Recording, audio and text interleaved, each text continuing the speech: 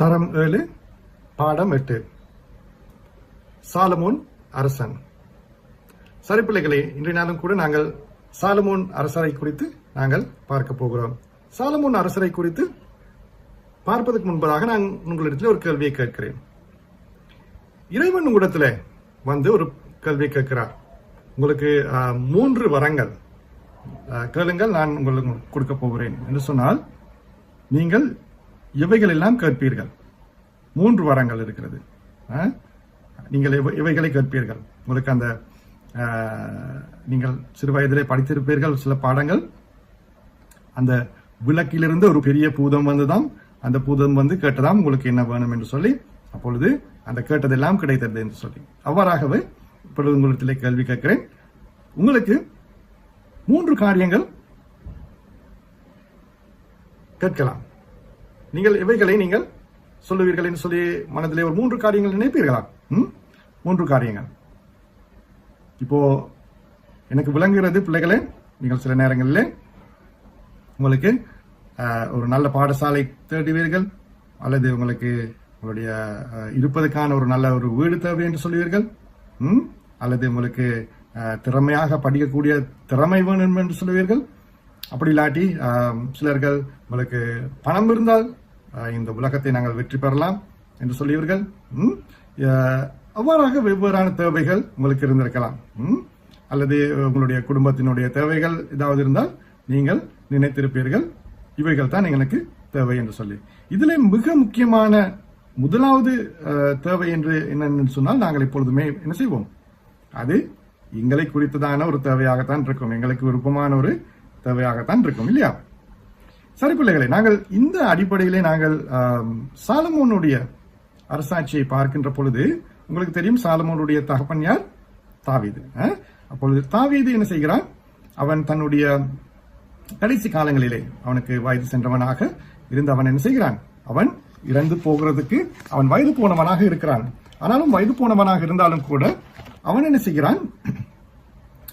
தன்னுடைய இறைவன் சொல்லுகிறார் இல்லவா, தன்னுடைய சந்ததியினார், அதே போல தன்னுடைய பரம்பரையில் வருகிறவர்கள் தான் இஸ்ரவேலரை இனி ஆட்சி செய்ய போகிறார்கள் என்று சொல்லி. எனவே அவனுக்கு தெரியும், தாவீது இந்த சாலமோனுக்கு தான் இந்த அரசாட்சி கிடைக்க பெற போகிறது என்று சொல்லி.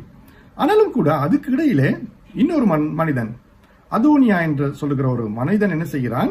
இப்பொழுது அவனுக்கு இந்த அரசனாக வேண்டும் என்று சொல்லி ஒரு ஆசை.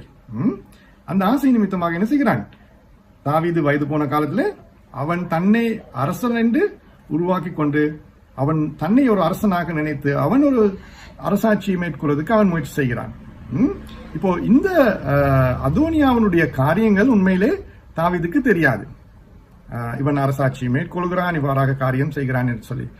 அப்பொழுது என்ன செய்கிறான்? தாவீதுக்கு இது கேள்விப்படுகிறது பின்பதான காரியங்களில். அதன் பின்பதாக தாவீது என்ன செய்கிறான்? இவன் போன்ற அந்த இடத்துல இருந்த தீர்க்கர்களை கூப்பிட்டு, பிரதான குருக்களை கூப்பிட்டு என்ன செய்கிறான்?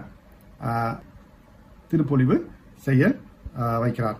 அதன் பின்பதாக நாங்கள் பார்க்கிறோம், இந்த சாலமோன் இஸ்ரவேலை அவன் ஆட்சி செய்கிறவனாக திருப்பொழிவு பெற்றான். சாலமோன் அரசாட்சியை மேற்கொள்ளுகிற பொழுது அவனுடைய வயது சாதாரணமாக ஒரு 20க்கு 30க்கும் இடைப்பட்ட வருடங்களாக இருக்கும் என்று சொல்லி கணித்திருக்கிறார்கள். ஆனாலும் வேதாமத்தில் அல்லது திருவிவிலத்தில் எங்களுக்கு தெளிவாக வயதை குறிப்பிடப்படவில்லை. ஆனாலும் கூட இவன் ஒரு இள வயதுள்ளவனாக காணப்பட்டான் என்று தெளிவாக கூறப்படுகிறது. எனவே இறைவன் இவனிடத்துல, சாலமோன் ராஜாவினிடத்துல கேட்கிறார், உனக்கு என்ன வேணும் என்று சொல்லி. இவன் வாலிபனாகவும் இருக்கிறான், இவனுக்கு அனுபவம் குறைவாக இருக்கிறது. இப்பொழுது நான் உங்களிடத்தில் கேட்ட கேள்வியை போலதான் இறைவன் சாலமோனிடத்திலே கேட்கிறார். அப்பொழுது நீங்கள் என்ன நினைத்திருப்பீங்க? சாதாரணமாக இவன் வாலிபனாக இருக்கிறான், இவனுக்கு அநேக ஆசைகள் இருந்திருக்கும், இல்லையா? அவனிடத்திலே இறைவன் கேட்ட பொழுது அவன் என்ன கூறினான் என்றால், அவன் ஞானத்தை வேண்டும் என்று கூறினான். அவனுக்கு இந்த ஜனங்களை, இஸ்ரவேல் ஜனங்களை ஆட்சி செய்வதற்கு ஞானத்தை தாருங்கள் இறைவனே என்று சொல்லி அவன் கேட்டான். இது இறைவனுடைய கண்களுக்கு மிகவும் ஒரு அருமையான காரியமாக காணப்பட்டது. ஏனென்று சொன்னால், அவன் தனக்கு தேவையான காரியங்களை கேட்கவில்லை. அவனுக்கு வெற்றிகளை கேட்கவில்லை, அல்லது அவனுக்கு நீண்ட ஆயுளை கேட்கவில்லை, தேக ஆரோக்கியத்தை கேட்கவில்லை, மிகவும் பலசாலியாக வேண்டும் என்று சொல்லி கேட்கவில்லை. அவனுடைய கேள்வி, அதாவது அவனுடைய தேவை எதுவாக இருந்தது என்று சொன்னால், இந்த ஜனங்களை, இஸ்ரவேல் ஜனங்களை ஆட்சி செய்ய வேண்டும் என்று சொல்லி அவனுக்கு ஞானம் தேவை என்று சொல்லி கேட்டான். இதன் பிரதிபலன் என்ன என்று சொன்னால், இறைவன் ஞானத்தை கொடுத்தார். அதே போல சாலமோனுடைய அந்த ஞானத்துக்கு ஏற்புடையவர்கள், அதாவது அவனுடைய ஞானத்துக்கு ஒத்தவர்கள் இருந்ததும் இல்லை, இருக்க போவதும் இல்லை என்று இறைவன் கூறியது வண்ணமாக அவனுடைய ஞானம் அவ்வளவுக்கு உயர்ந்த நிலையிலே காணப்பட்டது. வேதாகமங்களிலே அதே போல வரலாற்று புத்தகங்களே தெளிவாக இருக்கிறது. இவனுடைய ஞானத்தை பார்ப்பதற்கும் அவன் ஞானத்தை குறித்து கேள்விப்படுவதற்கும் அநேக நாடுகளிலிருந்து அநேக ராஜ பெண்கள் அல்லது ஸ்ரீகள் அல்லது ராஜ்யத்தை சேர்ந்தவர்கள் இவர்கள் போவார்களாம் இந்த சாலமோனுடைய ஞானத்தை குறித்து பார்ப்பதற்கு. அவ்வளவுக்கு ஞானம் நிறைந்தவனாக இவன் காணப்பட்டான். இவனுடைய ஞானம் எவ்வளவு என்று சொன்னால், நீங்கள் நீதிமொழிகளுடைய புத்தகம், அந்த நீதிமொழிகளுடைய புத்தகத்தை நீங்கள் பார்த்தீர்கள் என்று சொன்னால், அவன் ஒரு வாலிப வயதாக இருக்கிற நேரத்திலே அவன் இந்த நீதிமொழிகளுடைய புத்தகத்தில் எழுதினபடினாலே நீங்கள் பாருங்கள், எல்லோரும் இந்த வாலிபர்களை குறித்து, வாலிப வாழ்க்கையை குறித்து எவ்வாறாக இருக்க வேண்டும் என்று சொல்லி அந்த புத்தகத்திலே மிகவும் தெளிவாக கூறப்படுகிறது. பிள்ளைகளே, நீங்களும் எடுத்து வாசிக்கலாம். நானும் உங்களை போல இருக்கின்ற நாட்களிலே நான் என்ன செய்வேன் என்று சொன்னால், இந்த நீதிமொழிகளிலே அதிகாரங்கள் 31 இருக்கிறது. எனவே நான் என்ன செய்வேன், ஒரு மாதத்திலே சாதாரணமாக நாங்கள் பார்க்கிறோம் ஆகக்கூடியது 31 நாட்கள் இருக்கிறது இல்லையா?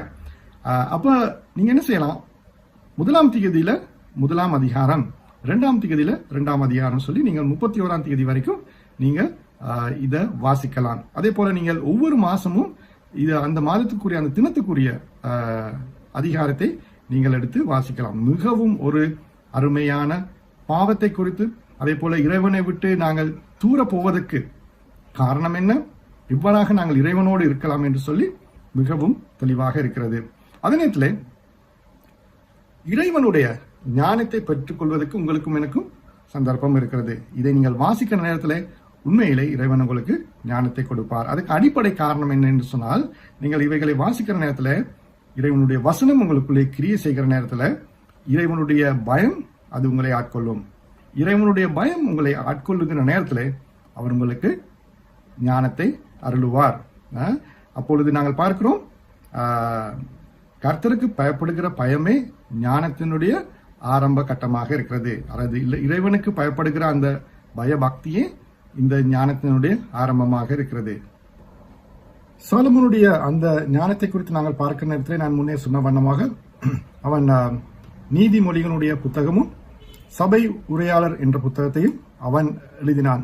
இவைகளுக்கு காரணம், அவன் இந்த இஸ்ரவேல் ஜனங்களை நீதியான முறையிலே அவர்களை வழி நடத்த வேண்டும் என்பது அவனுடைய ஒரே நோக்கமாக இருந்தது. அதே போல அவன் இஸ்ரவேல் ஜனங்களை மிகவும் வெற்றிகரமாக அவனுடைய ஞானத்தினாலே அவன் அவர்களை ஆட்சி செய்தவனாக காணப்பட்டான். சரி பிள்ளைகளே, இன்றைய நாளும் கூட நாங்கள் இந்த சாலமோனுடைய வாழ்க்கையிலே இந்த நடந்த காரியங்களை குறித்து நாங்கள் என்ன கற்றுக்கொள்ளலாம் எங்களுடைய வாழ்க்கையிலே. முதலாவதாக பிள்ளைகளே, நாங்கள் இறைவன் எங்களிடத்திலே என்னத்தை எதிர்பார்க்கிறார், எங்களிடத்திலே கேட்பது காரியம் என்ன, அல்லது நாங்கள் இறைவனிடத்திலே காரியங்களை கேட்கிற நேரத்திலே நாங்கள் எதற்காக கேட்கிறோம், எங்களுக்காக கேட்கிறோமா அல்லது மற்றவர்களுக்காக செய்யும் நிமித்தமாக, மற்றவர்களுக்காக நாங்கள் உதவிக்கரம் நீட்டும் முகமாக நாங்கள் இறைவனத்திலே கேட்கிறோமா என்பதை குறித்து நாங்கள் சிந்திக்க வேண்டியவர்களாக இருக்கிறோம். இந்த சாலமோனுடைய உதாரணம் அதுக்கு நல்ல ஒரு வழிவகுக்கிறது. அதே போல் நாங்கள் பார்க்கிறோம், நாங்கள் அரசர்களாக இருக்கலாம் அல்லது நாங்கள் சாதாரண பணிகளை செய்கிறவர்களாக இருக்கலாம். நாங்கள் எவைகளாக இருந்தாலும் கூட நாங்கள் இறைவன் எங்களுக்கு ஒரு காரியத்தை கொடுத்திருக்கிறார் என்பது மிகவும் தெளிவாக இருக்கிறது. அதே போல இறைவன் எங்களுக்கு கொடுத்திருக்கிற அந்த சிறப்பான வாழ்க்கையை வாழ்வதற்கு இறைவன் எங்களிடத்திலே தான் எதிர்பார்க்கிறார் காரியங்களை செய்வதற்கு. நாங்கள் சில நேரங்களில் நாங்கள் நினைப்போம், இறைவன் எங்களுக்கு இந்த காரியங்களை கொடுத்த இல்லையே என்று சொல்லி. சித்திரம் வரைவதற்கு எங்களுக்கு இறைவன் எங்களுக்கு சித்திரத்துக்கான அந்த திறமை பிறப்பிலே கொடுக்காவிட்டாலும் அதை நீங்கள் வளர்த்து கொள்ளலாம் இல்லவா? நீங்கள் இறைவனத்திலே கேட்டு கேட்டு கேட்டு நீங்கள் பயிற்சி பெறுவதன் மூலமாக நீங்கள் அதைகளை பெற்றுக்கொள்ளலாம். அதே போல இறைவனிடத்திலே அந்த ஞானத்தை சாலமோன் கேட்டது போல நீங்களும் தேவனுடைய அந்த இறைவனுடைய வசனத்திலே திருவிவிலியத்திலே நீங்கள் வாசித்து அந்த காரியங்களை பெறக்கூடியதாக இருக்க வேண்டும். நாங்கள் பார்க்கிறோம் யாக்கோபு அவனுடைய புத்தகத்திலே அது மிகவும் தெளிவாக கூறப்படுகிறது. அந்த யாக்கோபின் புத்தகம் அதிகாரம் 1 வசனம் 5, உங்களிடையே குறைவான ஞானம் கொண்டிருப்போர் கடவுளிடத்தில் கேட்கட்டும், அப்பொழுது அவரும் ஞானத்தை கொடுப்பார். அவர் முகம் கோணாமல் தாராளமாய் எல்லாருக்கும் கொடுப்பவர்.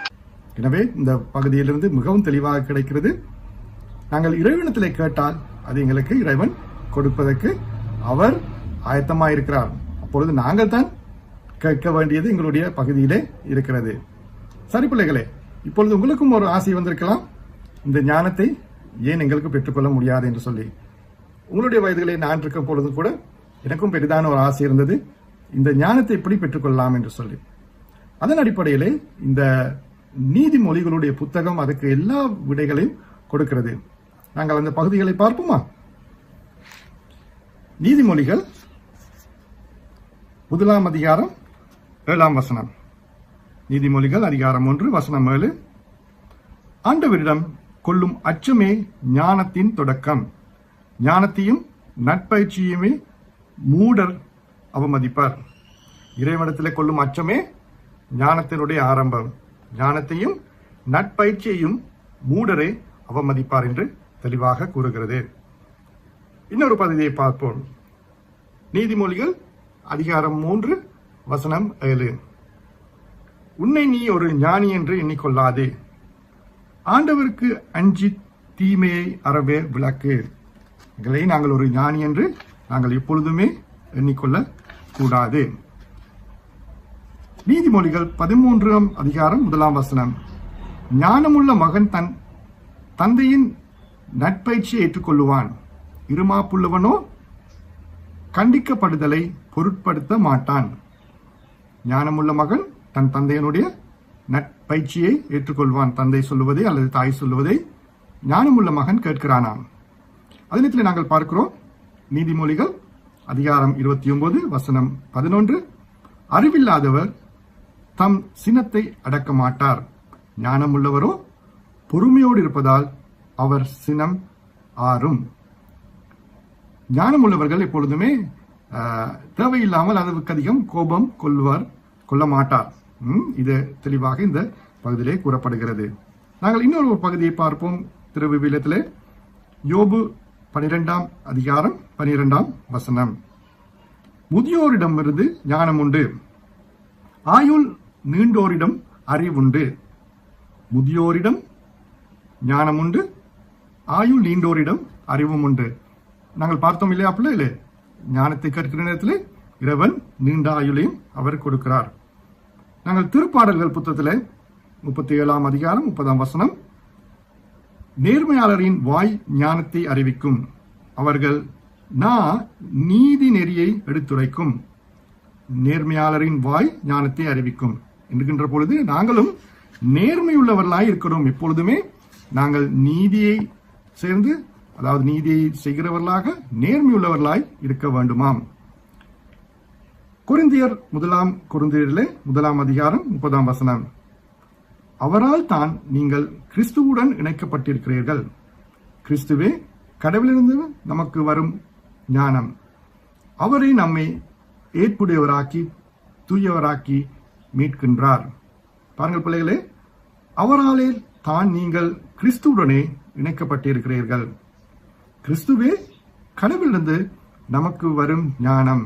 பாருங்கள் பிள்ளைகளே, கிறிஸ்து இயேசுவே கடவுளிடம் இருந்து நமக்கு வரும் ஞானம் என்று கூறப்படுகிறது. பிள்ளைகளே, நீங்கள் உங்களுக்கு ஒரு வீட்டு வேலையை நான் தருகிறேன்.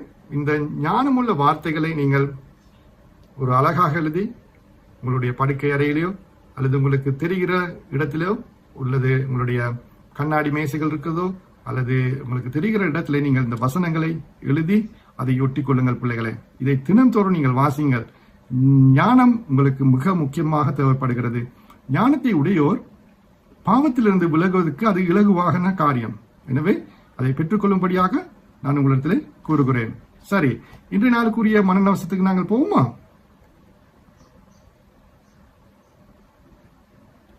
ஒன்று கொரிந்தியர் அதிகாரம் 1 வசனம் 30. நாங்கள் முதல் வாசித்த அதே பகுதிதான். கொரிந்தியர் 1வது பகுதி 1ஆம் அதிகாரம் 30ஆம் வசனம். அவரால் தான் நீங்கள் கிறிஸ்துவுடன் இணைக்கப்பட்டிருக்கிறீர்கள். கிறிஸ்துவே கடவுளிடமிருந்து நமக்கு வரும் ஞானம். அவரே நம்மை ஏற்புடையவராக்கி தூயவராக்கி மீட்கின்றார்.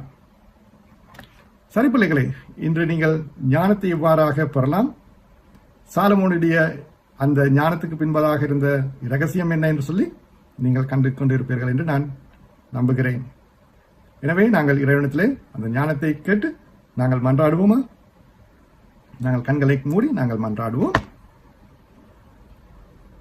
ஞானத்தில் குறைவுள்ளவர்களை உம்மிடம் கேட்கின்ற நேரத்திலே எங்களுக்கு ஞானத்தை நிறைவாக தருகிற இறைவனே, இன்றைய நாளிலும் நாங்கள் உம்மிடத்தில் இந்த ஞானத்தை எங்களுக்கு கொடுக்கும்படியாக நாங்கள் வேண்டி நிற்கிறோம். நாங்கள் ஞானத்திலே குறைவுள்ளவர்கள், அந்த ஞானத்திலே நீங்கள் நிரப்ப வேண்டும் என்று நாங்கள் கற்றுக்கொள்கிறோம். அருமை பிள்ளைகளை, இன்றைய நாளிலும் கூட இந்த ஞானத்தை எப்படி அவர்கள் வளர்த்துக் கொள்ளப் போகிறார்கள் என்பதை குறித்து நாங்கள் கற்றுக்கொள்ளக்கூடியதாக எங்களுக்கு கொடுத்ததுக்காக நன்றி. இந்த வசனங்களின்படி அன்பு பிள்ளைகள் அதை தியானிக்கிற நேரத்தில், வாசிக்கிற நேரத்தில், அதன்படி நடக்கிற நேரத்தில், அன்பு இறைவனே, நீங்கள் ஞானத்தினாலே அவர்களை வழிநடத்துங்கள். உமது கரம் இந்த பிள்ளைகளோடு இருக்க வேண்டும் என்று இறைமைந்தன் இயேசுவின் மூலமாக வேண்டுகிறோம் இறைவனே. ஆமேன். நன்றி பிள்ளைகளே, உங்கள் அனைவருக்கும் வணக்கம்.